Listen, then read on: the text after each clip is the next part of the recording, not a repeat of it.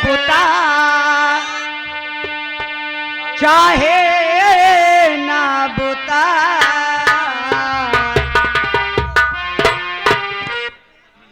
दीवाना दीवाना पूछ लेगा तेरा।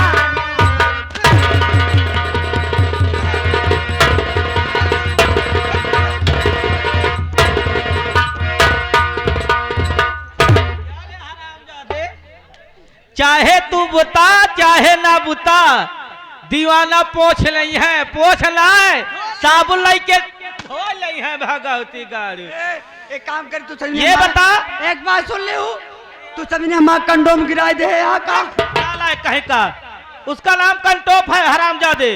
कंडोम कहाँ गिराई दी हूँ? फिर हरामजादे कंडोम का नाम लिया, कंटोप हरामजादे। अगर तुझे कंटोप बोलना ना आए तो उसे हमारे अमेठी डिस्ट्रिक्ट में टोपी बोला करते हैं, नालायक कहीं का। तू सभी ने हमारा कंडोम नीचे गिराए दे यार। हरामजादे उठा जल्दी अपना कंटोप, उठा जल्दी, नालायक कहीं का। इसे हमारे अमेठी डिस्ट्रिक्ट में टोपी बोला करते हैं।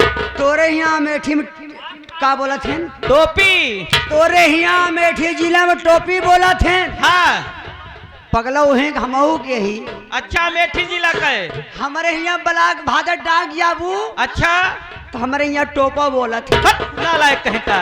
ये बताया हाँ तू कैसे आ गया और किस लिए आया है रे? सुनना बहुत परेशान मनाइए। परेशान नहीं परेशान, नालायक कहीं का। हम बहुत परेशान मनाइए। हाँ हम मुसीबत के मारे ही, मुसीबत आए ही, दरबार डारा था मरे बिना खाता ही, नौकरी के तलाश में ही सोचत है कतो जगह पाई तो कैले ही। क्या रे, क्या करेगा हरामजादे? नौकरी नौकरी नौकरी का नाम पहले लेकर रहे तो बहुत मारूंगे। नौकरी यानी कि गम का मारे हाथ अब मुसीबत का सताए हाथ, ऐसे तीन जमीन छोड़ दे आसमान में टहराता है। गम के मारे हो, मुसीबत के सताए हो, नौकरी के तलाश में इधर उधर भटक रहे हो, तुझे नौकरी चाहिए।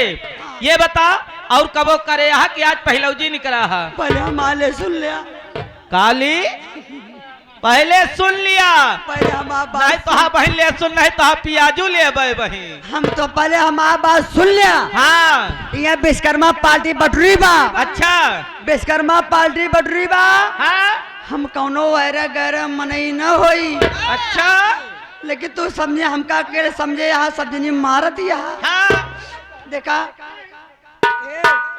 जल्दी बता तो बोल बोल बोल। ये चापा जनी सब जनी कहा करती? हरामजादी कै लोग हो? हाँ? छाजली। कहीं का। एक बात सुन लिया, एक बात सुन लिया। हाँ हम बहुत परेशान मनाइए। तुझे नौकरी चाहिए?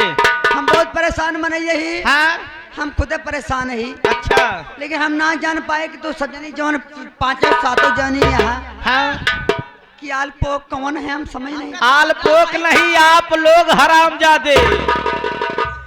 आप लोग कौन हैं? हाँ, तू सब जनी के ये हूँ? हम लोग नाचने गाने वाली हूँ, हाँ? नर्तकी हूँ। अरे आ मोरी माई हो। क्या ए हुआ? भैया भैया विश्वकर्मा भैया। का भा? ए भैया मोर भैया विश्वकर्मा भैया भागा जल्दी बुझे नकटी घेर।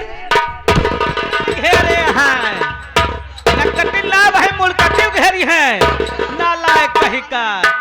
यह हाल रहे, यह हाल रहे तो तोहा एक तो गोल एक जोल बचा है, वो जल्दी चला जाए। क्या बोल रहा है?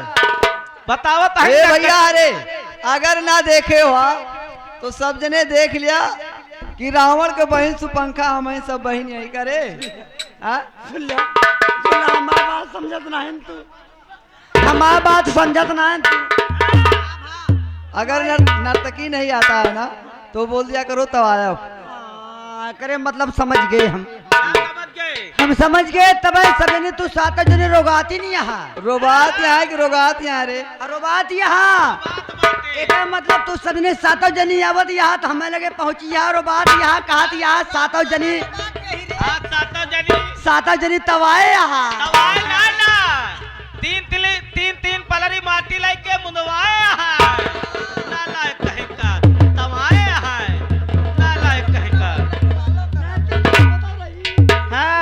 ए राम भवन कुछ जानते नहीं कहा तू रंडी हूँ रंडी नाचने गाने वाली नालायक कहेगा। रंडी तो ठीक है मुंडी भिंडी क्या है रे?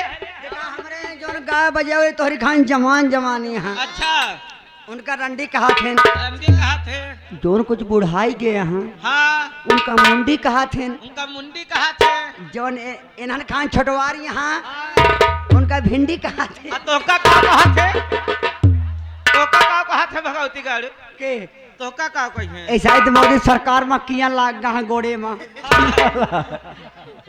का कोई है ए अस्पतालों बहुत खुली है डेरान एक एक किया तो है निकाल लिए सब के का बताइए भगवान जाने गंगा माई जाने भूत परेश जाने हाँ ऐसा ही जान लगे मरचा साला 25 रुपया पौवा खाली नहीं मिलता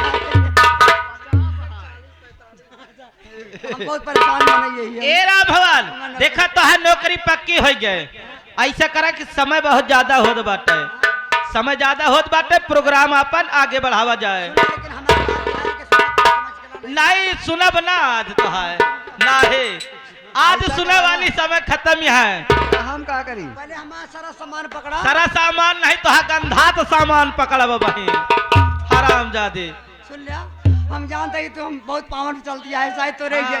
एग्जेशन लाग जाता है